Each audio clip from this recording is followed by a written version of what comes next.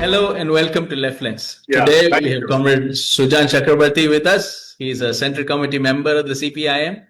He has formerly been a member in the West Bengal Legislative Assembly as well as in the Lok Sabha as a member of Parliament. Comrade Sujan, good to have you with us. Welcome to Left Lens. Thank you. Thank you. Comrade, we are having this conversation after the BJP has come into power in West Bengal. Subsequently, we are also seeing the TMC, which has suffered a very massive defeat, coming apart at the seams. So let us discuss these two topics and also the related issues in this episode. Fine. Let's get straight to it, comrade. Okay. It is for the first time that the BJP has come to power in West Bengal. What do you think are the implications of this for the state? The BJP is coming to power in any part of the country or in the country as a whole is damaging for the parliamentary democracy or the democratic principles or the ethos and ethics of the people and the country. Wherever in any part of the country, it is the same. But in Bengal, obviously the impact is much more damaging in the sense that prior to independence or during independence, the unfinished attempt of the RSS dividing Bengal and the demographic transfer in a way so as to give way for the Hindu etc. And for that reason, during the independence of the country, in which the RSS was having no positive role other than its very negative role, the pro-British role, all of us know. They were a part of the Indian freedom struggle. Yes.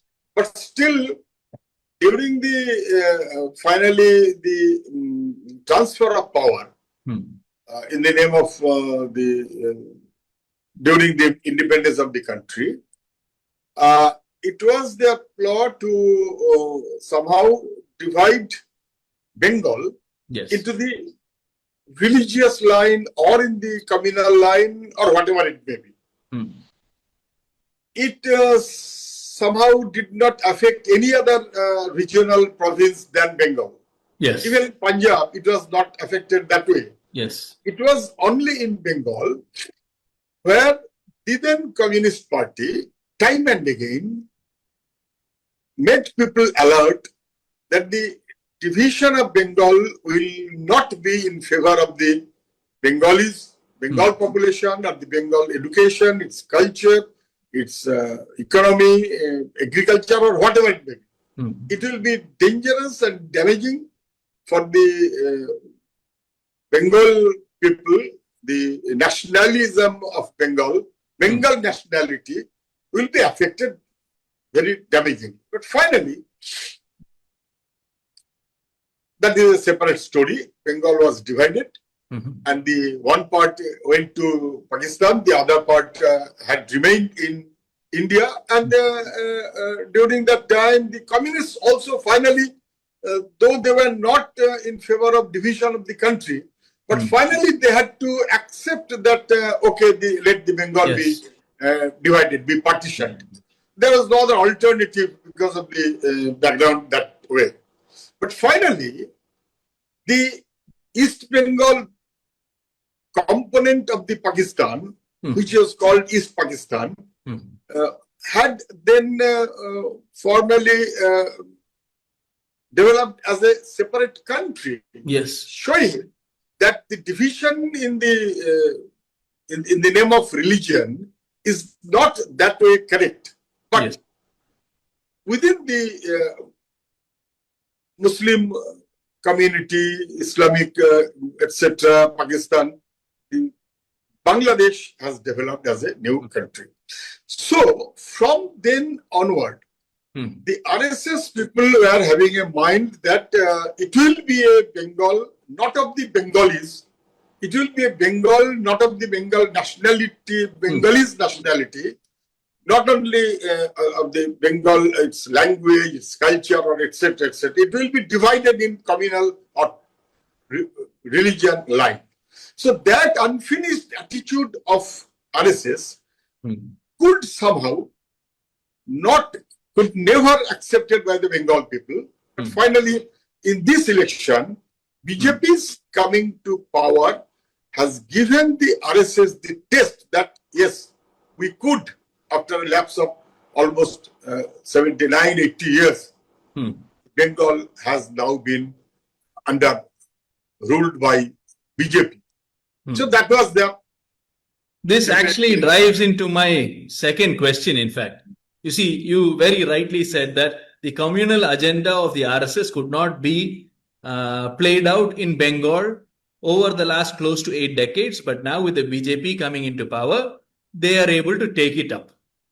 In fact, if you look at what the BJP government has been doing right from the get-go, they have been pushing, so to say, a very divisive agenda. We have seen the use of SIR to weed out, as they say, beneficiaries to government schemes. We are seeing the issue with regard to eggs in midday meal schemes. We are seeing the issue of renaming of roads so as to suit their agenda. In fact, going beyond all this, the issue of eviction of hawkers, the CPIM took a very strong stand against it. There was protest. There was police brutality. In fact, you got injured in the police action. So, tying all this together, do you think there's this renewed push to that agenda that you were talking about? Yeah, definitely. Two components. One, you would see that in Assam, which again is a border state, BJP has come to power through, not directly, indirectly through AGP and others. Yes. Same is the case for Bihar. Yes. Through Nitish Kumar and his team, etc. Yes. Same is for Odisha also. In Bengal also, BJP could never be accepted, neither the Hindu religion force, communal force, or the Muslim communal force, or whatever it may be, neither the Muslim League, not the Hindu Mahasabha Janasangha was accepted by the Bengal people for last many years. But now this time, through the root of, or by the with the shadow of Trinamool Congress, they have finally, okay, let it be Trinamool Congress primarily, so as to take over by the BJP. That has happened in West Bengal. And now what you are telling is their agenda. Yes, they are with their agenda. And their agenda is not only divisive politics, is not only the communalism, but also a detrimental, very definite anti-people, anti-poor agenda is in the core of them. And that is what is RSS for. The class bias is very evident. RSS was never with the freedom struggle also. I repeat it that way. Yes. It was never with the constitution of the country. Yes. They were having no role in it. But finally, here also, as you have rightly mentioned, as it is egg, which is for a divisive approach, as it is the naming of roads, which is for the, and very wrongly, historically wrong. Yes. But that is for the divisive purposes. Similarly, getting people out of the government beneficial schemes by X or Y or Z. Yes. SIR is a divisive approach. Yes. But it is not divisive approach only. It is an approach in which not only the Muslims, but the poor people, yes, unidentified, and other undocumented citizens, they are getting, or even the documented people, because of being poor and etc., might not maintain their document properly, yes, and the worst hit. And similarly, is a hit, as you have rightly suggested, is hawker eviction. yes, What it is, the railway land which was supposed to be made for the taken over for the interest of the people, for the interest of the railway, for the circulation zone, etc. of the railway, for the people, The eviction is not because the railway is interested to lay a new track, additional track. No. They will sell the railway land to Adanis and Ambanis. Yes. But for that reason, they shall have to evict the poor people. A complete economic, anti-people, anti-poor, pro-Adani role Yes. is being pronounced in West Bengal through their activities. Clearly, That as is I why mentioned, the the class people are bias. having to fight it to the nail. Yes. So you interestingly said, they couldn't come to power directly in Bengal. And TMC was kind of like a stopgap arrangement. In fact, after this defeat, we are seeing what is happening in the TMC, especially since the announcement of the leader of the opposition. We've seen their MLAs go one way, then some of their Rajya Sabha MPs resigned. Now many of their Lok Sabha MPs are also not with the party. What exactly do you think is happening? And more importantly, why? You see, time and again, we are telling that TMC is not a political party. It is the name of a profession of fetching money, of looting money, of being rich without job, service, business, or doing some sort of activities without doing anything, just by investing a Trinamool flag in their head or in their back, and thereby taking the cover of the police. They are getting powerful so as to ease the situation of looting. So TMC is not the name of a political party.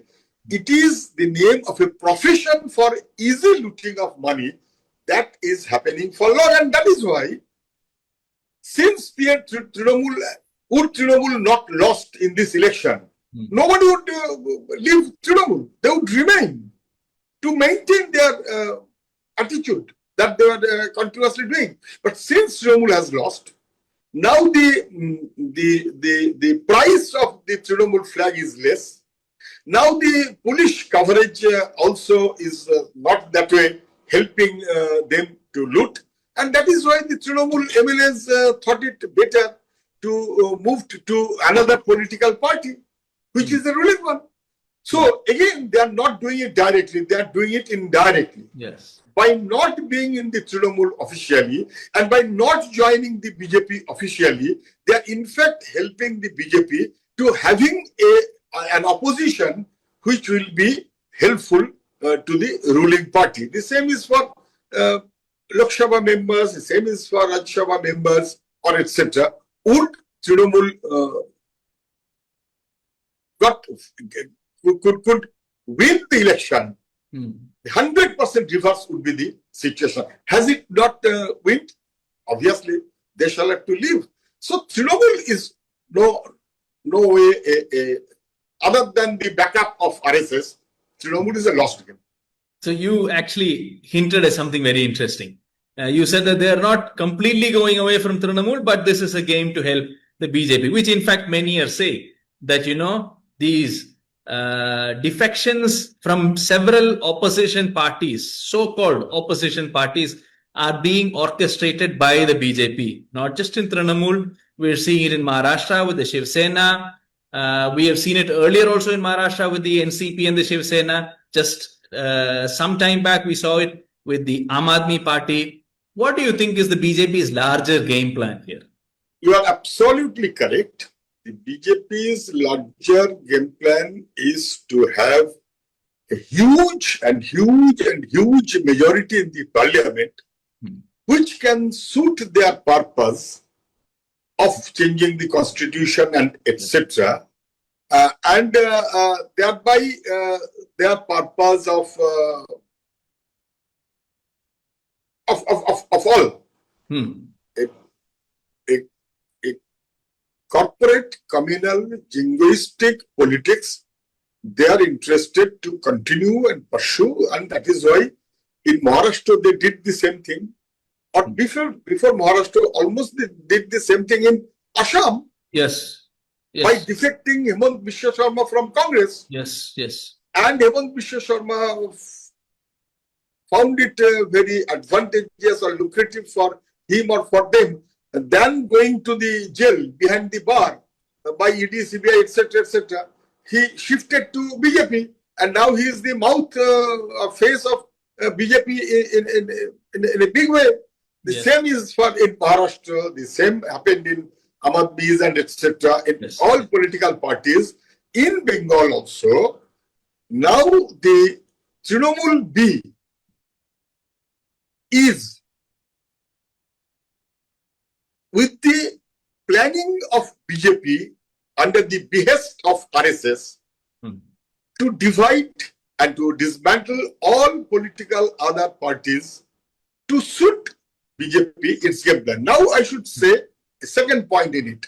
This you are seeing from last maybe 7-8 years. Yes. Hemant Biswa Sharma, maybe something like that, etc. Then the Maharashtra, then the other Sindhe episode. In Bengal also they tried Sindhe episode. And that is why those who were supposed to be behind the bar for long, the Trinamool leaders and the power brokers, they have been always facilitated by the BJP to remain in a political party by some other way, helping BJP. But it has started more previously in Bengal after 2011. Yes. Trinamool got defected different elected representatives, MLAs and etc.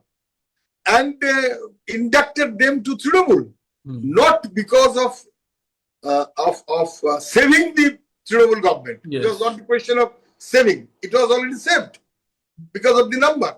Yes. But still, the opposition parties will not be there. The opposition-free political arrangement, which is anti-constitutional, which doesn't suit the constitution, is a plan of BJP, was a plan of Trinamool also, and here both ends meet together.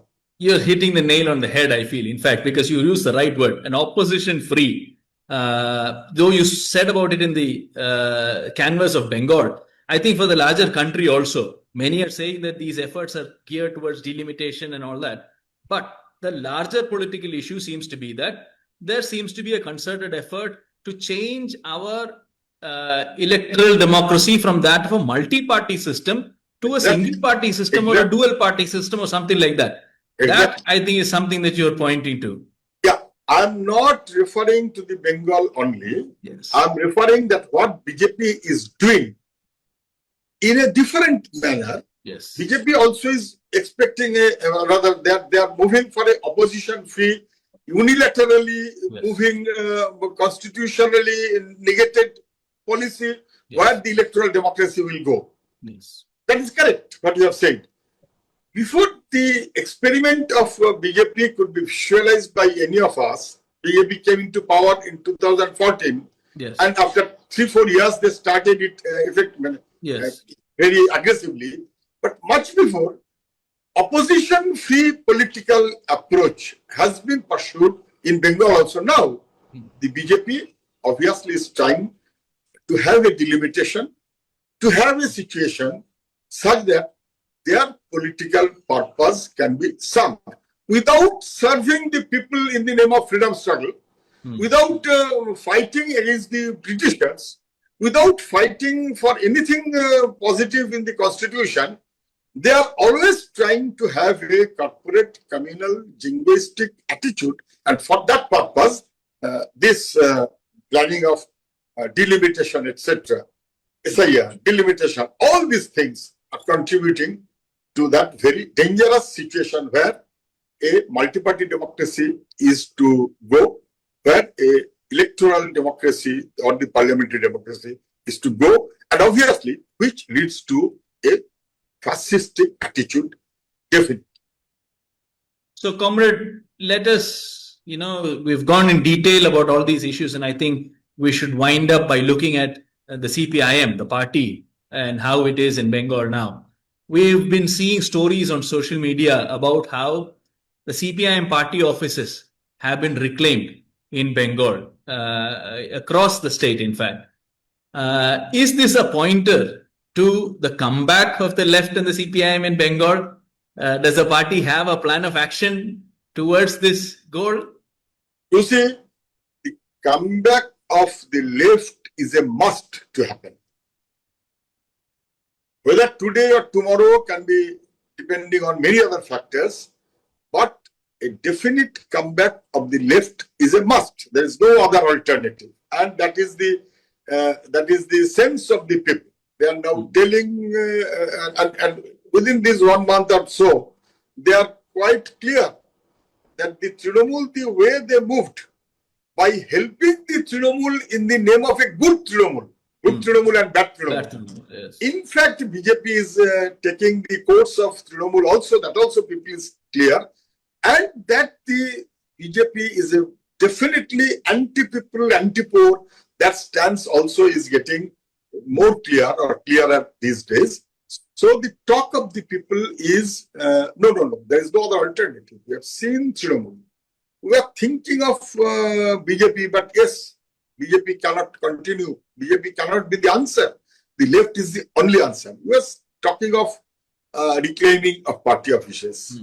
Actually, none of us can say exactly what is the number of party offices could be reclaimed in different parts. Why? Because it is more than the party's decision of reclaiming. Yes. It is more than that, is the people's attitude that this is a party office of CPIM.